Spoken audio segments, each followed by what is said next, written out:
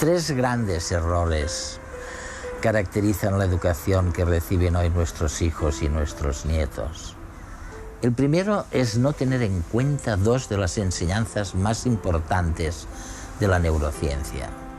Que la razón no sirve para nada sin las emociones, por una parte, y que el cerebro es un órgano muy sofisticado, difícil de comprender, pero enormemente plástico.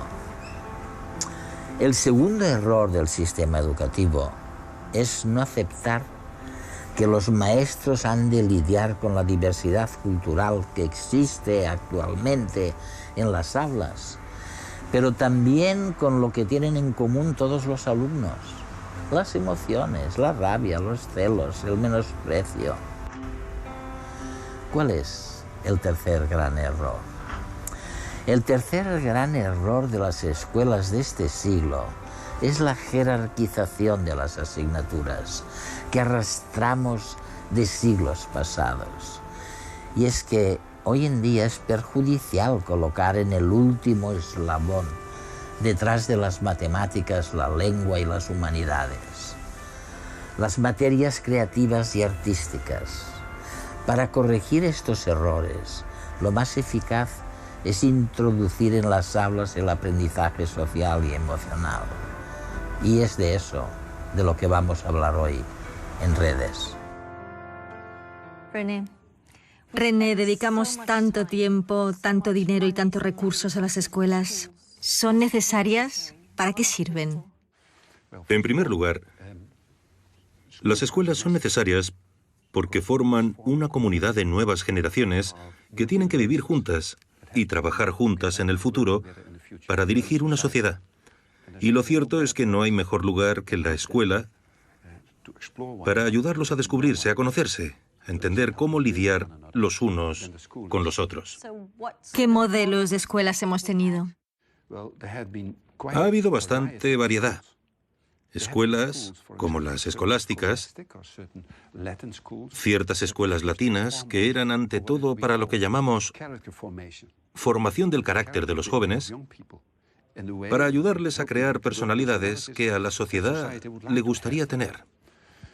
Pero el énfasis en la formación del carácter o aprender a internalizar ideologías, como las escuelas religiosas, los seminarios, etc., se sustituyó en los siglos XIX y XX por escuelas que, ante todo, querían preparar a los jóvenes para la economía, para el mercado laboral. Y muchas dicen actualmente que su objetivo es el desarrollo general del niño, que implica el desarrollo del niño en los aspectos cognitivo, intelectual y social, emocional y ético. Lo curioso es que si vas a su plan de estudios, los tres últimos no suelen figurar en él como aspecto formal, integrante de... ¿Te refieres a lo social, emocional y ético? Sí, no tienen clases sobre habilidades sociales, emocionales, ni morales o éticas. En el organismo del niño, esas cosas no pueden separarse. Por ejemplo, si quieres hacer bien tus deberes y tener buenas notas, necesitas un cierto grado de autocontrol. Tienes que ser capaz de aplazar... Sí, los pequeños placeres. Determinados pequeños placeres y disciplinarte de verdad para hacer los deberes. O necesitas planificar. La necesidad de planificar el aplazamiento de nuestros pequeños placeres no se consigue aprendiendo aritmética o matemáticas o francés o lo que sea. Te daré otro ejemplo. Es extremadamente importante, de hecho es la primera habilidad que aprendes en los denominados programas de aprendizaje social y emocional, que un niño perciba y sea capaz de gestionar adecuadamente sus sentimientos. Un niño que conoce las emociones es un niño que funciona mejor, porque si tiene miedo a fracasar, ya no dice, los deberes son una mierda. No, dice, me temo que no soy capaz de terminar mis deberes. Si acude a ti y te dice eso, entonces sabes qué puedes hacer por él. Y él puede aprender a lidiar con ello también. Exacto. Pero lo contrario también es cierto. Enseñar a los niños a interpretar las emociones de otras personas, sobre todo los adolescentes en la pubertad. Durante la pubertad, cambia la forma en que los niños decodifican las expresiones de las emociones de otros. Por ejemplo, en la adolescencia suelen interpretar la preocupación como enfado. Así que, si su madre está preocupada por algo peligroso que hicieron, podrían decirle a su madre: «Mamá, ¿por qué estás siempre tan enfadada?». Y la madre les contesta: «No estoy enfadada, solo preocupada». Pero el niño, debido al hecho de que decodifica, entre los 12 y los 15 años, las expresiones de las emociones de distinta forma, no lo interpretó así. Y es posible que la madre piense que carece de empatía. Si le enseño a un niño a interpretar bien las emociones de otros, mejorará su capacidad de conectar, de construir relaciones con otros y de empatizar con ellos.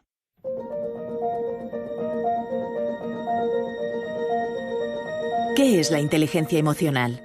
¿Se trata de uno más de nuestros distintos tipos de inteligencia, como la espacial o la verbal? La respuesta es no. Ni tenemos un módulo de nuestra inteligencia dedicado a las emociones, ni se trata de una de las famosas inteligencias múltiples que describió Howard Gardner en los años 80 del siglo pasado. Según la teoría de Gardner, que no ha sido avalada universalmente por la comunidad científica, existen tantas formas de aprender como tipos de inteligencia múltiples básicas: visual espacial, verbal, cenestésica, lógico-matemática, musical, etc. En cambio, hablar de inteligencia emocional implica hablar del funcionamiento de todo nuestro cerebro, con el aval de los enormes avances de la neurociencia de las últimas décadas. Estos descubrimientos nos han permitido sacar a las emociones del rincón profundo y marginado donde se hallaban. Durante siglos, la ciencia no las consideró objeto de estudio y la sociedad las menospreciaba a la hora de tomar decisiones o de emitir un razonamiento. Ahora sabemos que la emoción interfiere con la razón y la razón modifica la emoción. No se pueden separar. Otro descubrimiento capital para poder hablar de inteligencia y de educación emocional es la plasticidad del cerebro. Las experiencias, los pensamientos, los sentimientos, todo está continuamente modificando las conexiones entre las neuronas. Desde el nacimiento hasta la vejez, podemos aprender y desaprender. Incluso nuestras emociones son moldeables. Por lo tanto, la inteligencia emocional no es más que la asunción de que nuestra inteligencia es emocional y de que podemos educarla con las prácticas adecuadas. René, ¿es fácil comprender las emociones? Sí y no. Hasta cierto punto son fáciles de entender porque sabemos cuando una persona o nosotros mismos disfrutamos o estamos nerviosos o tristes o celosos o lo que sea. Por otra parte, también son siempre complejas porque casi siempre tenemos emociones mezcladas, varias emociones a la vez, varias. Pero algunas las expresamos más fácilmente hacia otros que hacia nosotros mismos. Por ejemplo, la mayoría de la gente no tiene demasiados problemas para decir «estoy muy enfadado contigo». Pero podría ser, si lo analizas un poco más, que no se trate solo de enfado, sino de la ansiedad que surge en muchas relaciones. Una chica y un chico discuten. Ella se enfada. Y si le preguntas «¿Cómo te sientes?», contesta «estoy muy enfadada contigo», pero al mismo tiempo es posible que esté muy preocupada. Porque la relación no va bien. Sí, exacto. O por si él la deja o lo que sea. Así que es muy importante, si estás en una situación concreta con emociones que realmente te agobian, aclarar qué emociones intervienen. Por eso es importante aprender a comprenderlas, a ponerles nombre. ¿Cómo podemos hacerlo? Por ejemplo, me cuentas que eres muy infeliz. Infeliz. Sí, pero ¿qué narices significa infeliz? Y lo que hago es decirte, dime, Elsa, ¿qué quieres decir con infeliz? ¿Estás triste? ¿Estás avergonzada? ¿Te sientes culpable? ¿Celosa? ¿Cuál de ellas? Y entonces tienes que pensarlo. Y es probable que en un determinado momento digas, «Sabes, estoy muy avergonzada. Ahora puedo hablar contigo y tú conmigo, porque puedo preguntarte, ¿quieres contarme de qué te avergüenzas? Y cuando te hago esas preguntas y tú las verbalizas, de repente las ves claramente. Y en cuanto las ves claramente, puedes adoptar una postura al respecto. ¿Sabemos distinguir las emociones?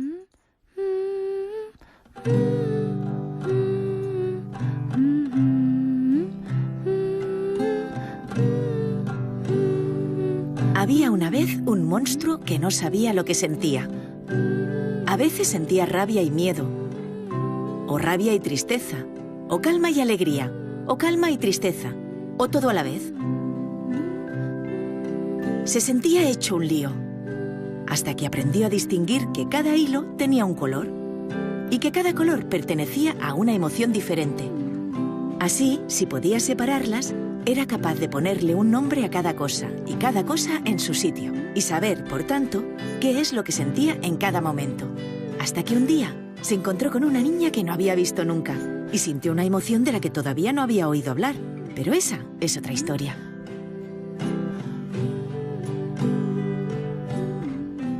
¿Cuándo podemos empezar a enseñar a los niños acerca de sus emociones? Yo diría que empieces alrededor de los 2 o 3 años y sigas hasta que terminen el instituto. Alrededor de los 17 o 18 años, basándote en las distintas etapas de desarrollo. Con 3 años, un niño o una niña se acerca a otro y coge un juguete.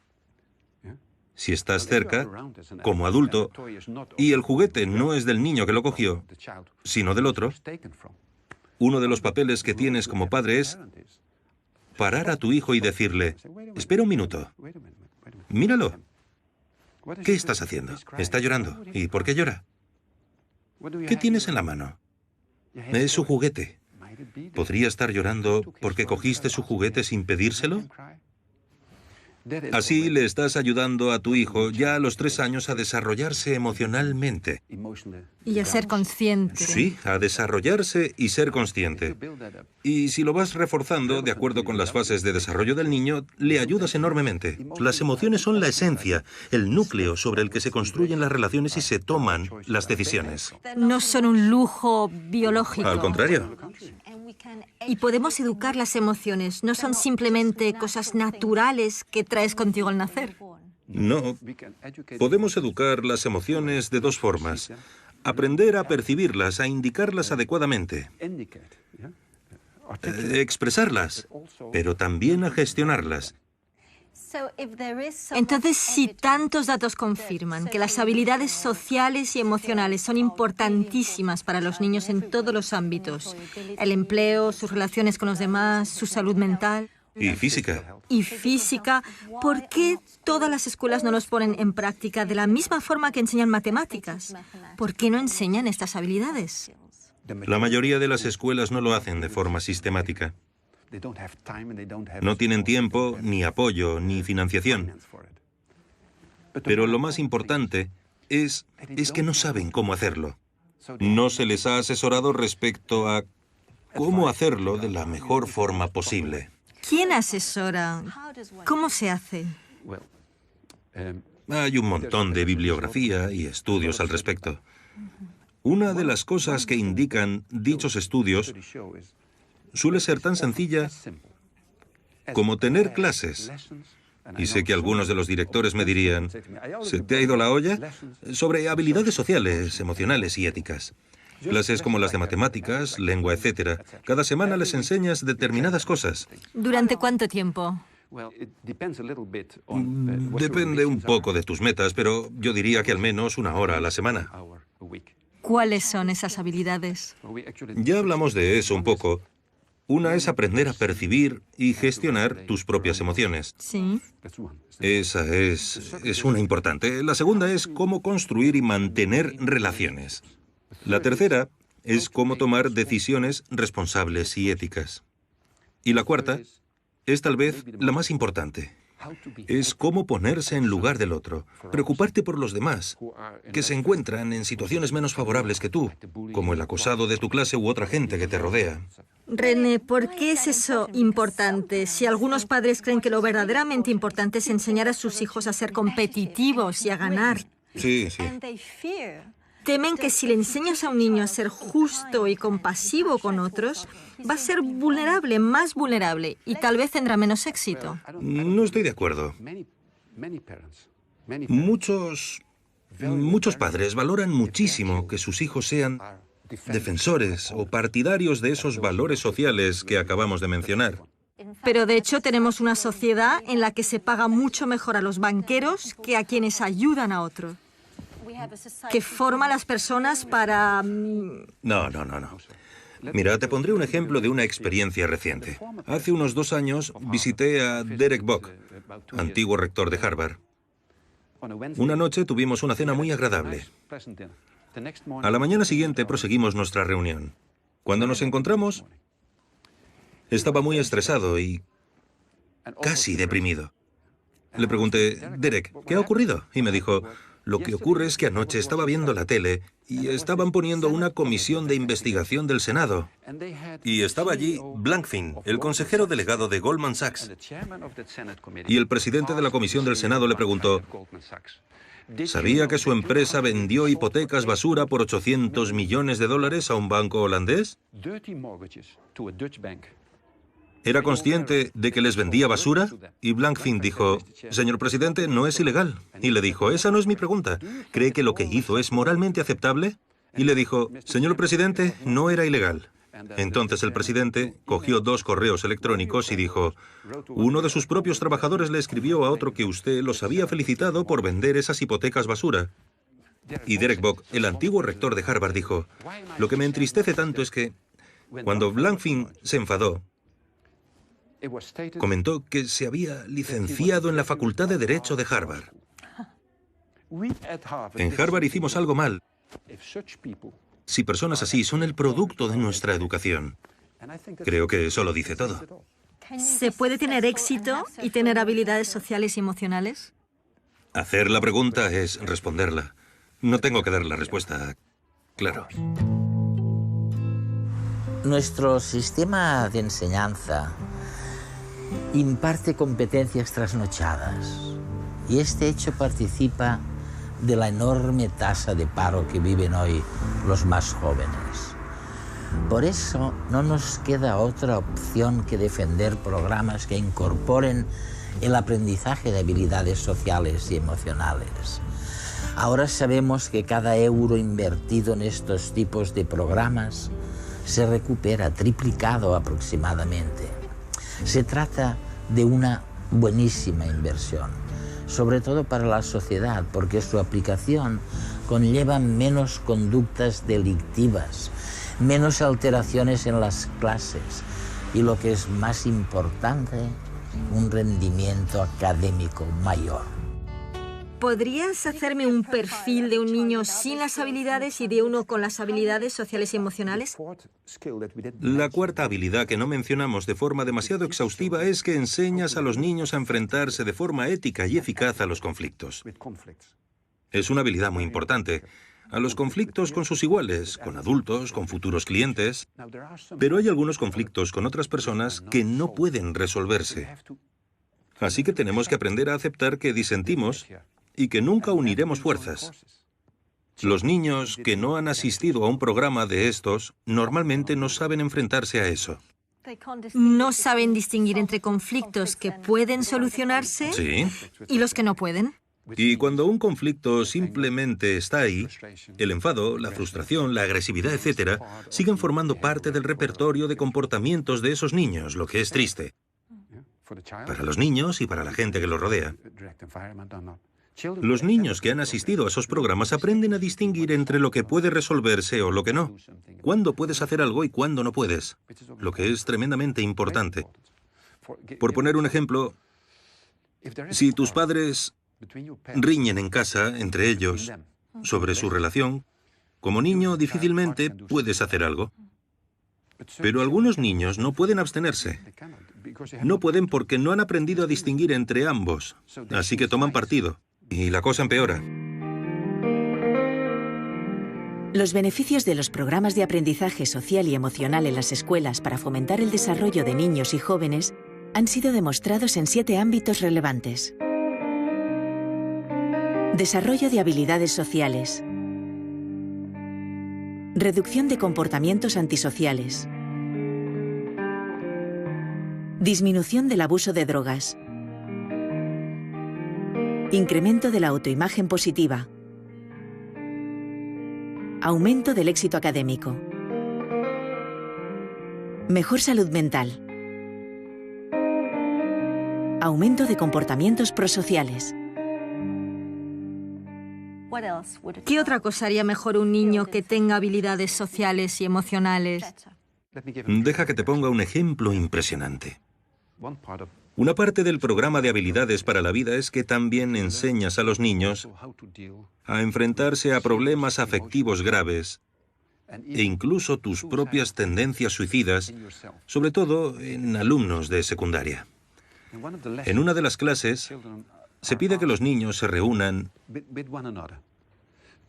y piensen qué tipos de dolencias o síntomas tiene una persona que padece depresión. Y son muy capaces de hacerlo en grupo. Saben lo que es. Saben lo que es una persona triste. Triste y deprimida. Y una de las preguntas que les hacemos a esos niños es, imaginad que estáis en ese estado durante mucho tiempo. ¿Qué podríais hacer para aliviarlo? Para salir de él? ¿O qué podrías hacer para ayudar a uno de vuestros compañeros a salir de ese estado triste o depresivo? Y con otros piensan todo tipo de formas de hacerlo. Sí. Evaluamos los efectos de esa intervención sobre, por ejemplo, la frecuencia de pensamientos suicidas, de acabar con tu vida, o intentos de suicidio. Y mostraron que aquellos niños que asistieron a los programas, incluso un año tras la conclusión del programa, padecían menos problemas depresivos o pensamientos suicidas y tenían conductas suicidas con menos frecuencia. Lo que demuestra que también en lo que se refiere a la salud mental y las enfermedades mentales peligrosas, los programas merecen mucho la pena. Hacemos lo mismo en uno de los módulos sobre problemas de ansiedad, miedo al fracaso en la escuela, ansiedad social, todos los tipos de ansiedades que puedes tener. Lo que vemos es que un año después de la finalización de los programas, los niños que han asistido se enfrentan mejor a la ansiedad, suelen estar más predispuestos a pedir ayuda o simplemente sufren menos. Dinos más cosas que distinguen a los niños que reciben esos programas. Otro rasgo distintivo muy claro es que los niños que siguen estos programas son capaces de distinguir mejor lo que les gustaría ser en el futuro o lo que tienes que hacer para conseguirlo y lo que te gusta, lo que disfrutas a corto plazo. Así que son más capaces, por así decirlo, de negociar con sí mismos. De trabajar por sus metas. Eso es, sí. Tener metas y trabajar para conseguirlas. ¿Cuánto tiempo lleva formar a buenos formadores en habilidades sociales y emocionales? Los formamos durante 3 días consecutivos y ya en el primer día y medio los reprogramamos, por así decirlo. Porque les enseñamos lo que queremos que enseñen a sus alumnos y les ayudamos a internalizarlo ellos mismos. Y luego les damos 2 clases de seguimiento de forma que empiecen sus clases y puedan tratar cualquier cuestión que surja mientras están ocupados con sus niños. Uno de los principios, casi diría los trucos, que enseñamos tanto a alumnos como a profesores es que si estás enfadado, por ejemplo, con un alumno, antes de decidir cómo actuar, echando del aula al alumno, por ejemplo, tú utilices el principio del semáforo, contar hasta 10. Lo que suelo hacer es enfadar a los profesores y, lógicamente, empiezan a protestar y a gritar y entonces digo, parad el carro, utilizad el principio del semáforo. Entonces pueden ser técnicas muy sencillas. Es muy sencillo. ¿Algunos alumnos se benefician más de esos programas que otros? Esa es una cuestión sumamente importante. Sabemos por nuestro programa, la evaluación de 15 años, una serie de estudios de control experimental, pero también por otros, que se benefician más aquellos alumnos más necesitados. Allí donde se encuentran los mayores problemas es también donde se consiguen los mayores avances o éxitos. Lo que implica que, cuando no se proporciona a los alumnos este tipo de programas, los privas todavía de más cosas. La educación del niño deberá estar encaminada a desarrollar la personalidad, las aptitudes y la capacidad mental y física del niño hasta el máximo de sus posibilidades. Así lo dice la Convención sobre los Derechos del Niño, que entró en vigor hace más de 2 décadas. La mayoría de las escuelas y de los sistemas educativos del mundo violan ese punto de la Convención, porque la mayoría de escuelas y sistemas educativos no contemplan las medidas necesarias para el éxito académico, social y económico del niño. No se puede optimizar su desarrollo global si no se enseña al niño, entre otras cosas, a focalizar la atención, a distinguir y gestionar sus emociones, a trabajar en equipo, de manera no competitiva necesariamente.